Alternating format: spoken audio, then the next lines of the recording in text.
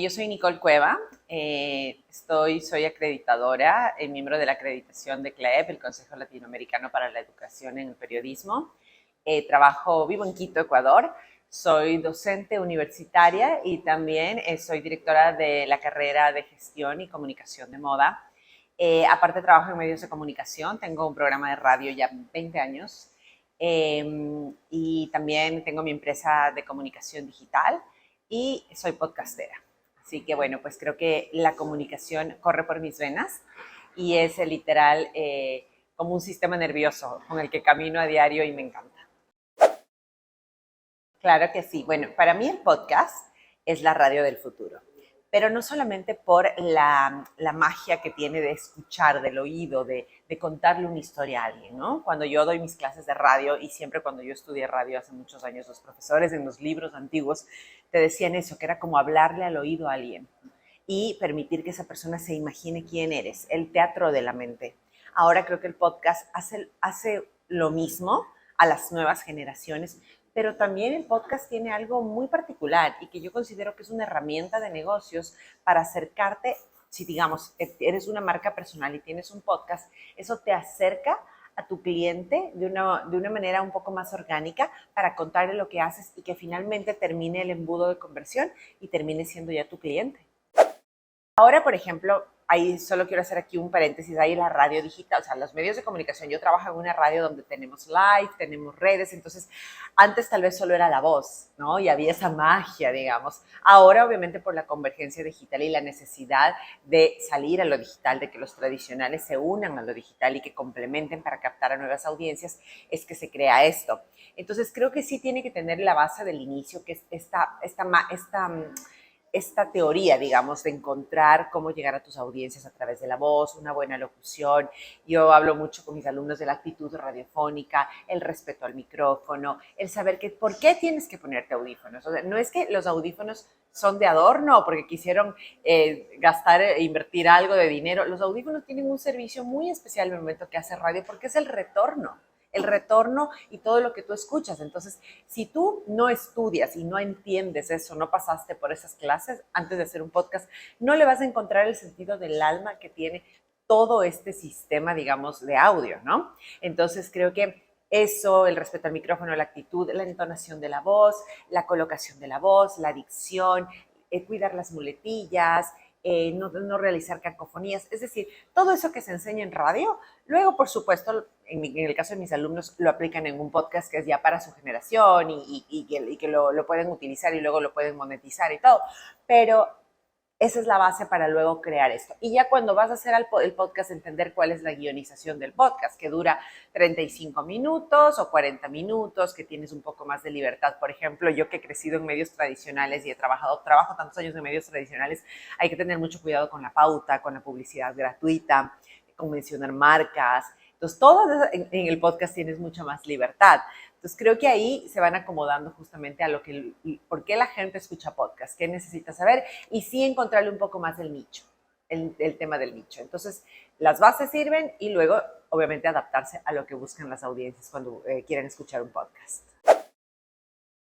Claro que hay unas nuevas maneras, porque la audiencia en radio tradicional la conoces con las encuestas, ¿no? Con los estudios de mercado, que muchos dicen que esos estudios de mercado no son ciertos, que no hay nada como sentarte en el micrófono y decir, quiero que me escuches, quiero que me escribas, y ya llegan 100,000 mensajes, ¿no? Que es como que es una sensación de que te están escuchando o no te está escuchando nadie. En el podcast es distinto porque tú tienes primero el contador de Spotify, o sea, el número de listeners que tienes, ¿no? Cuánta gente escuchó tu podcast, cuánta gente lo paró, cuánta gente lo repitió, dónde se replicó. O sea, tienes otra manera de contabilizar esa audiencia. Y al momento de conocerla, creo que inmediatamente tienes que aliarte a las redes. Entonces, por ejemplo, yo cuando subo un capítulo de mi podcast, yo lo pongo en mis historias de Instagram, ¿no? Y de inmediatamente puedo ver con tal vez un quiz o con un Q&A, e inmediatamente la gente puede ya darte cuenta quién te escuchó, qué capítulo le gustó más, qué otro. Es como más inmediato el feedback y la respuesta en cuanto a conocer qué le gusta a la gente escuchar en lo que tú le estás ofreciendo.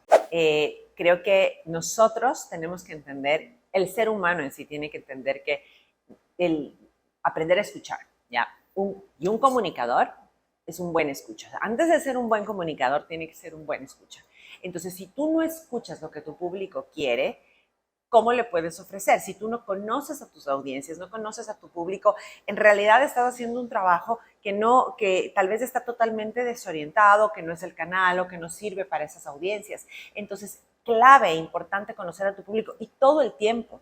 No pensar que, bueno, hice un estudio de mercado que llega a la audiencia de 20 a 45 años con clase media alta, porque puede mutar y digitalmente cambia muchísimo. Entonces, esa interacción cercana que ventajosamente nos da la rapidez de las redes sociales es la que nos permite estar mucho más de cerca con nuestro público y saber exactamente, incluso ellos alimentan los contenidos, ¿no? Porque tú simplemente les dices, ¿y a ustedes qué les gustaría? ¿De qué quieren que se trate el próximo podcast? Y te dicen, bueno, moda, estilo de vida, comunicación, cómo hablar en público. En mi caso, mi marca personal y mi empresa se relaciona mucho a la educación y a la comunicación. Entonces, inmediatamente te dan esa respuesta y tú ya sabes, le das lo que quieren, es tal cual. Entonces, sí creo que hay una cercanía mucho más rápida.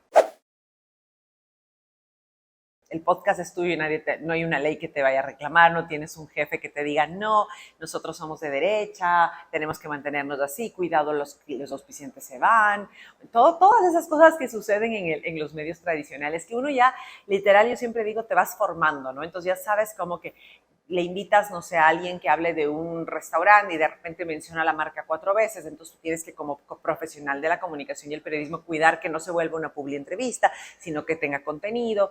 Creo que en el podcast sí hay más libertad de expresión, hay más, por eso tienen tanto éxito, al menos sobre todo en lo que cuando tiene que ver con opinión. Creo que son esos terrenos y esos espacios donde la gente busca justamente lo que quiere escuchar. Creo que el hábito que nos ha causado el podcast es que no podemos estar una semana, por ejemplo, si tú sigues a un podcastero que lanza un capítulo a la semana, yo sigo muchos de México, de Colombia también, ¿sabes? Tú ya solo quieres que sea el lunes para el día que lanza el nuevo capítulo. Y sí, no te escuchaste el anterior, tienes que escucharte el anterior para poder escucharte el que viene, ¿no? Y no te puedes ver como que tu semana no se hace si no te pasa eso. Entonces creo que es porque le están dando a la gente los temas que le interesan. Y te digo por esta cercanía.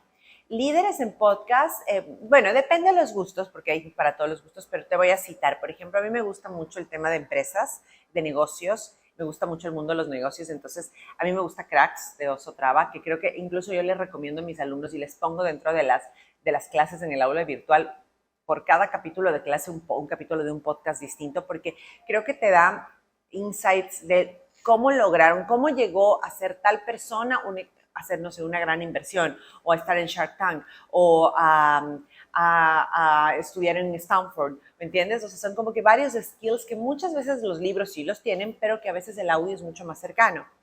Y me gusta de aquí de Colombia, por ejemplo, a Vanessa Rosales, que es una gran periodista, escritora ahora, ya más que periodista, escritora, bastante polémica.